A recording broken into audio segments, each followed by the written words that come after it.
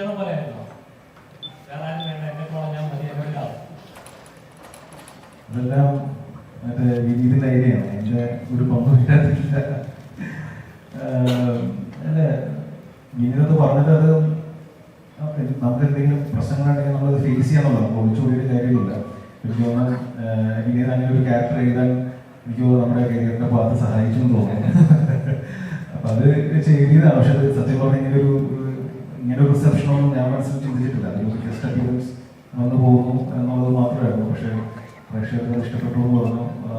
ഒരുപാട് മെസ്സേജും സാധനങ്ങളെല്ലാം വന്നു. അപ്പോൾ പ്രേക്ഷകർക്ക് നന്ദി. എനിക്കതിൻ്റെ പ്രൊമോഷൻ പരിപാടിക്കൊന്നും പങ്കെടുക്കാൻ പറ്റിയില്ല. കൊൽക്കട്ടയിലായിരുന്നു. ഇങ്ങനെ പല പ്രാവശ്യം വിളിച്ചിരുന്നു, എത്താൻ പറ്റിയില്ല. ഇപ്പോൾ റീസെൻ്റ്ലിയാണ് വന്നത്.